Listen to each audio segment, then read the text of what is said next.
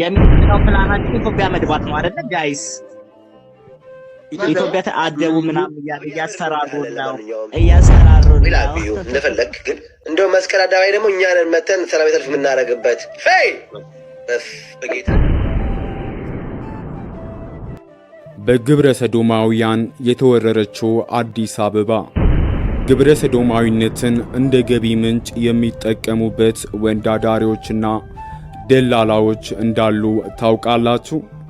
ግብረ ሰዶማውያኑ የራሳቸው መገናኛ ቤቶችና ምሽት ክለቦች አሏቸው።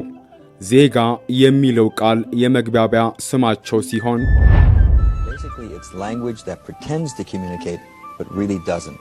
It is language designed to mislead while pretending not to. ግብረ ሰዶማውያኑ በድብቅ መኖሪያ ቤታቸውና ምሽት ክለቦቻቸው የጋብቻ ስነ ስርዓታቸው ይፈጸማል።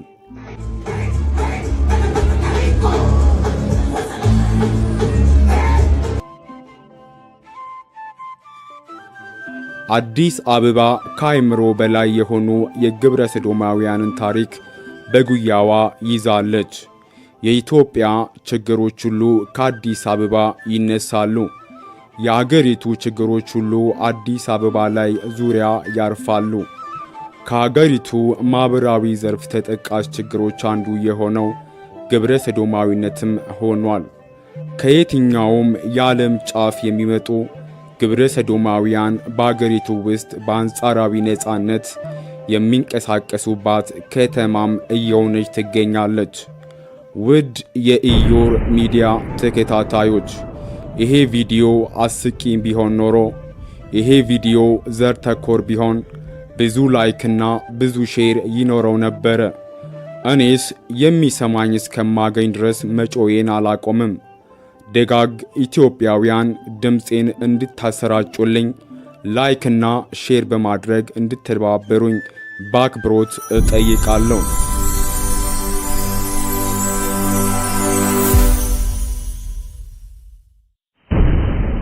አዲስ አበባ ውስጥ ባሉ የግልና የመንግስት ዩኒቨርሲቲዎች፣ የግል ትምህርት ቤቶች በተለይም ወንድ ተማሪዎች ብቻ ተለይተው በሚማሩባቸው የካቶሊክ ትምህርት ቤቶች፣ የመዋኛ ገንዳዎች፣ ሲኒማ ቤቶች፣ የቀኝ ዝግ ጭፈራ ቤቶች፣ ፓርቲዎች፣ የተመረጡ የምሽት ክለቦች በዋነኝነት የግብረ ሰዶማውያኑ አጋሮቻቸውን ከዚህ ሕይወት ውጪ ያሉ ዜጎችን የሚያጠምዱባቸው ቦታዎች ናቸው። ግብረ ሰዶማውያኑ እርስ በራሳቸው ዜጋ በሚል የጋራ መግባቢያ ኮድ ስም ይጠራራሉ። ከግብረ ሰዶማዊነት ውጪ ያሉ ሰዎች ደግሞ ቀጥ በሚል መጠሪያ ስም ይጠሯቸዋል። በአንጻሩ ደግሞ ግብረ ሰዶማዊ ያልሆኑ የህብረተሰብ ክፍሎች ደግሞ ግብረ ሰዶማውያኑ ቡሽቲ ሲሉ ይጠሯቸዋል። ግብረ ሰዶማውያኑ እርስ በራሳቸው ባሌና ሚስቴ በመባባልም ይጠራራሉ። ብዙውን ጊዜ የአብሮነት ቆይታቸው ከ3 ወር በላይ አይቆይም። አንዳንዶች ከአንድ ጊዜ ግንኙነት በላይ ድጋሜ መገናኘት አይፈልጉም። ድጋሜ የማይገናኙበት በወራት ልዩነት በመሰለቻቸትም ይለያያሉ። አዲስ አበባ ውስጥ በዚህ ሕይወት የሚኖሩ ታዋቂ አርቲስቶች፣ ባለሀብቶች፣ ምሁራንና ጋዜጠኞች ራሳቸውን ሸሽገው በአዲስ አበባ ከተማ ውስጥ ይኖራሉ። እነዚህ ግለሰቦች በግብረ ሰዶማዊነት በአገሪቱ ሕግ ተቀባይነት እንዲያገኝ አምባሳደሮችና ዲፕሎማቶችን ከመወትወት ጀምሮ የማይፈነቅሉት ድንጋይ የለም። በከተማዋ ውስጥ ግብረ ሰዶማዊነት በአስገራሚ ፍጥነት መስፋፋቱን ቀጥሏል።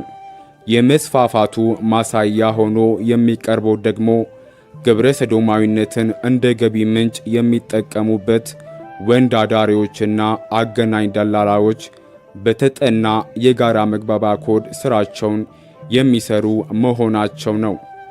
በተለይ በዚህ ሕይወት የሚኖሩ በዲፕሎማትነት፣ በዓለም አቀፍ ድርጅት ሰራተኝነት፣ በኮንስትራክሽን ፕሮጀክቶች ተሳታፊ፣ በጉበኝነት፣ በጥናት፣ በከፍተኛ ትምህርት ተቋማት፣ በመምህርነት ወዘተ ወደ ኢትዮጵያ የሚመጡ የውጭ አገር ዜጎችን በአስጎብኚዎችና በአገናኝ ደላላዎች አማካኝነት ወንድ አዳሪዎችን ፈልገው የሚያቀርቡ ደላሎች ጠቀም ያለ ገንዘብ ያገኛሉ።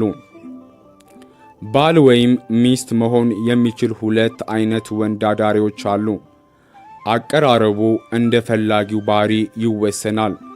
በዚህ ህይወት ውስጥ ያሉ ትውልድ ኢትዮጵያውያን ዲያስፖራዎችም የዚህ መሰል የግብረ ሰዶማውያን ገበያ ትስስር ተሳታፊ ናቸው።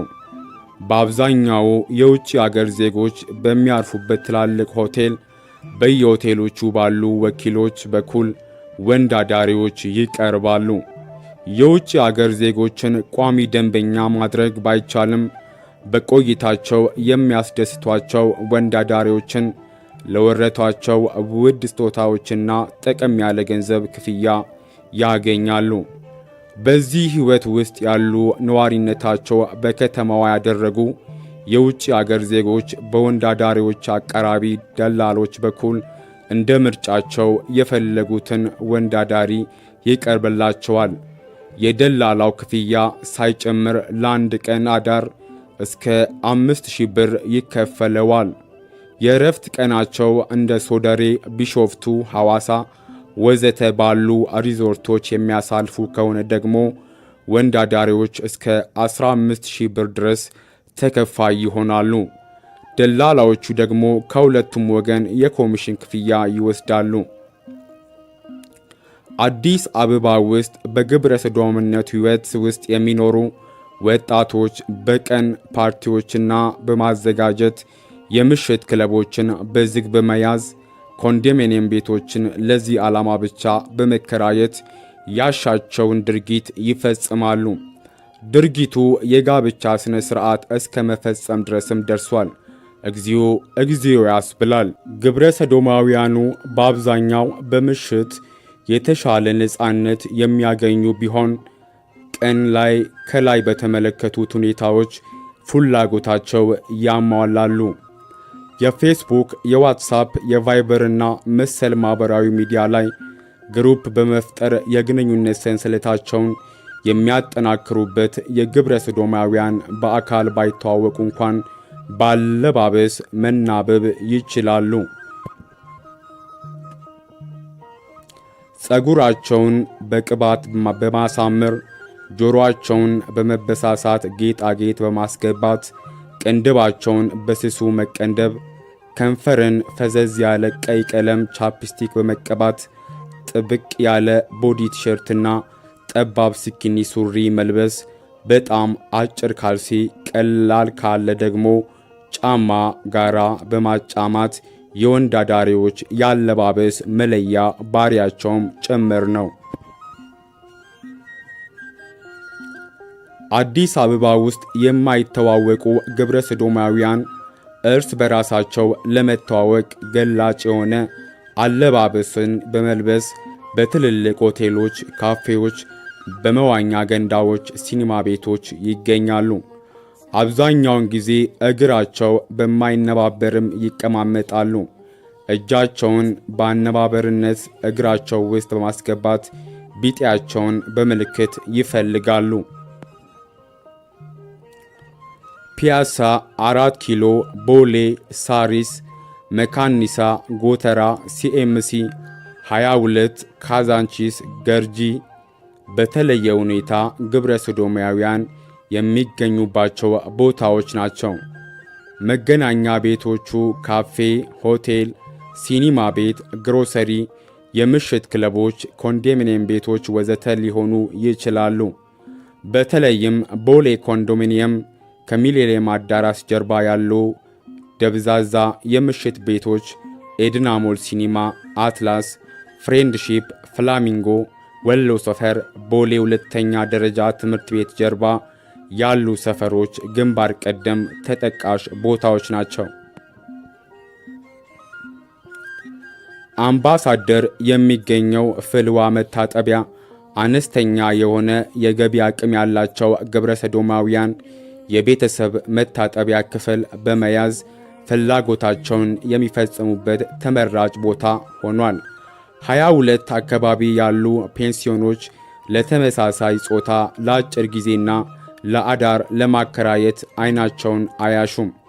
ጎተራ ኮንዶሚኒየምና ሲኤምሲ አፓርታማ ደግሞ ግብረ ሰዶማውያኑ በብዛት የሚገኙበት ቦታዎች ናቸው። ትውልድን ከመጥፋቱ በፊት የሃይማኖት ተቋማት ግብረ ሰዶማዊነትን በጥብቅ አውግዘው ነውርነቱን በየቤተ እምነቱ ሊያስተምሩ ይገባል። ወላጆች ከታዳጊ ልጆቻቸው ጋራ፣ ወጣቶች ካቻቸው ጋራ ስለ ግብረ ሰዶማዊነት አስከፊ ገጽታ ውይይት ማድረግ ያስፈልጋል።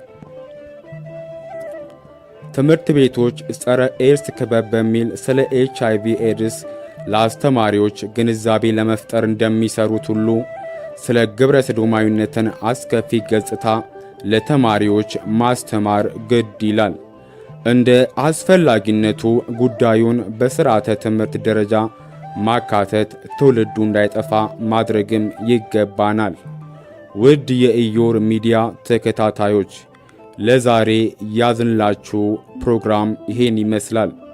እስከ ፕሮግራሙ ፍጻሜ አብራችሁ ለነበራችሁ እያመሰገንኩ ይህን ቪዲዮ ላይክ እና ሼር እንድታደርጉ በአክብሮት እንጠይቃለን። ለዚህ አስተማሪና አዝናኝ ዩቲዩብ ቻናል ቤተሰብ ለመሆን ከፈለጋችሁ ሰብስክራይብ በማድረግ የደወል ምልክቷን በመጫን ቤተሰብ እንድትሆኑ በአክብሮት እንጠይቃለን።